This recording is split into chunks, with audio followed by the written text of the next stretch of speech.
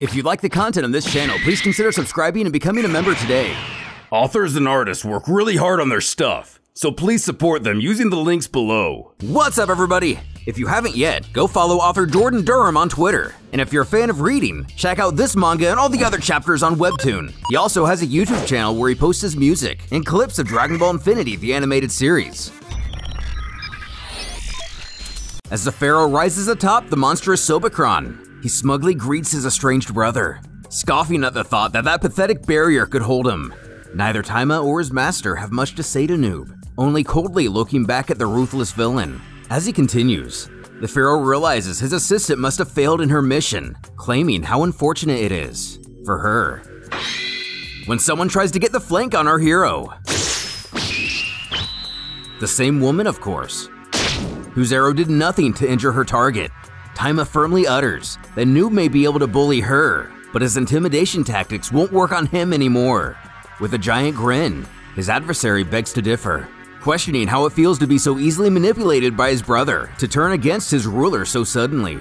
But Taima assures he respects the authority of those who deserve it, and Noob has done nothing to deserve what he has. Again in disagreement, he quells that because of himself, his people are stronger than ever. Leaping from the gargantuan creature, four cloaked figures. The Saiyan bullies of his childhood, and if we look back, it seems to be a recurring issue these thugs showing up. But something appears off about them. Zooming in to find they've undergone some kind of mind control. They bear an insignia on their forehead and foam at the mouth zombified.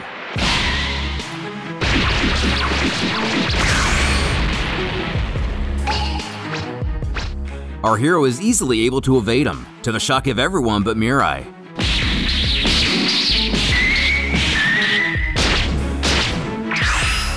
Give up and run! Stop wasting my time!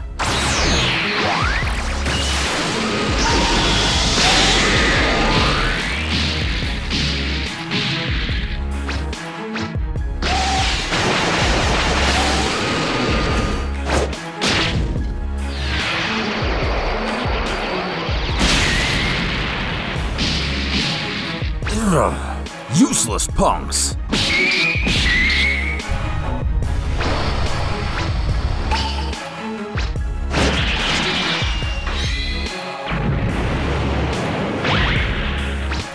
Calling out his former ruler, Taima reminds Noob that he sees right through him.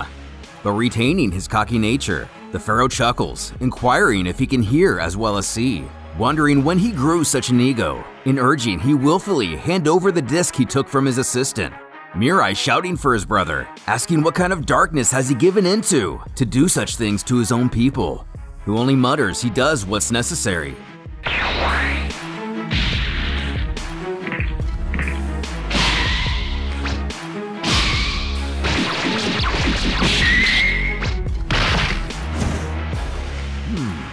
Sky dancing. And if it was still unknown, Taima's opponent is his former master, Brood. But he knows it's time to end this, taking the crane stance.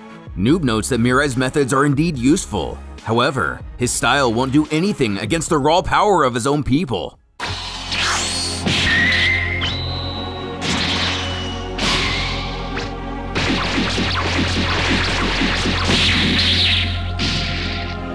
The disc. Mirai! Hold him! Give me the disc! Using the stolen disc, the object of Noob's curiosity, Taima focuses it on Brood's head and erases the insignia. Lying on the ground, he apologizes as the pharaoh uses feelings of resentment against him, as Brood begrudged his disciple for fighting back during their match, realizing now how wrong he was. And it's good to see him again. But as there's still much more to be done, the Saiyan quells this is no time for a reunion. Standing and turning to Noob, he calls the villain out to fight his own battles, who finds the concept of this boy being any match for him laughable, prompting him to make a deal. If Taima manages to defeat his general, he won't destroy the entire city. Scoffing that it doesn't sound like a choice from where he's standing, he agrees, commanding they move the fight to the desert as to not have any accidents that may defeat the purpose of this deal. In agreement, Mirai requests Taima and Brood place their hands on his shoulders. Glowing, Russo comes running up and shouting for them to wait, as he has to find his father. Demanding his general show himself, the pharaoh assures that he's coming. In fact, he's been here this entire time. Introducing the general of the Nubian army. As mentioned before, Sobekron, the gigantic creature Noob rode in on. His uncontrollable urge to consume being his greatest strength and biggest weakness alike, stating he's gained all his power by devouring the most dominant beings he could find. The stronger the warrior, the better the taste. And unfortunately, it one day cost him his tongue, trying to take a bite out of the wrong person. However, as the mighty Noob was able to restore it, he regained his appetite once more. Mirai scolding, that's the reason Genzai changed his name to Noob, his foolish obsession with that race bent on war, referring to the Nubian army, who admits it's something like that. Furthering, Mirai notes that the magic mark is not Noob's own power, but the mark of the Nubian army itself, leaving the Thoth to wonder more on the dark powers his brother has stumbled onto. I guess you'll just have to wait and see.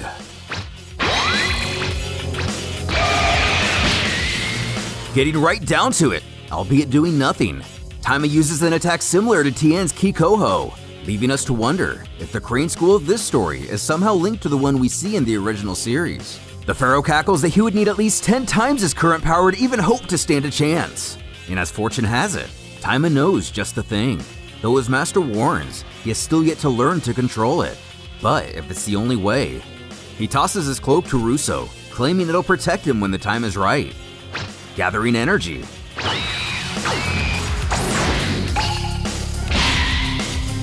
Jumping into his own ball of ki, the warrior begins to regain his tail and summons the power of the Ozaru.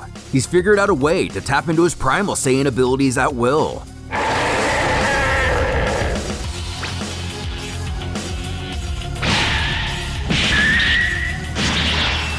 That'll teach him.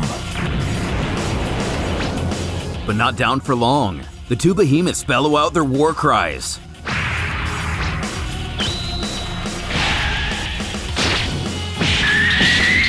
Brood pointing out, this transformation makes Taima unnaturally aggressive, and it could become very dangerous. In agreement, Mirai explains that the Saiyan has made many attempts to control this power, but has never fully succeeded, worrying the longer he remains in this state, the more primal he'll become. Going on to elaborate about his understanding of the Blutz waves, though not using that term. He believes it has something to do with the sun's rays bouncing off the full moon. Producing that energy to trigger the transformation is one thing, but controlling it is another. Nearby, Noob's big cat ears pick up on the conversation, taking special interest in this theory. Petrified, Russo asks what they'll do if Taima goes on a rampage. Mirai then tells that if he were to lose his tail, the form would cease. With the Ozaru's cries of pain blaring through the desert, his allies conspire to save him, but the pharaoh presses that if they interfere, the deal is off. Brutally breaking his opponent's jaw.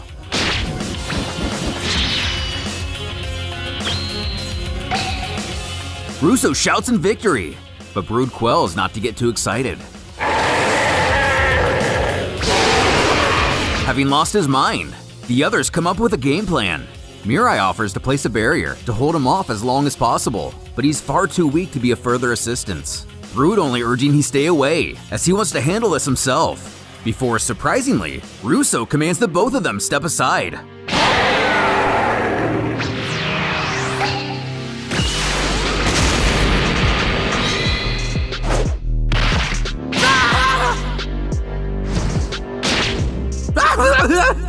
Hey, buddy! It's me! Your first friend, remember? Russo? I hate this feeling. Ripping off his own tail, Taima returns to normal, though his injuries and exhaustion shouldn't be disregarded. Muttering out to Russo in pain, he wants him to know he's a true friend, thanking him for helping return him to his senses. The pharaoh butting in to comment on the touching situation. This battle is not over yet. Struggling to rise to his feet, Taima versus Noob is soon to begin.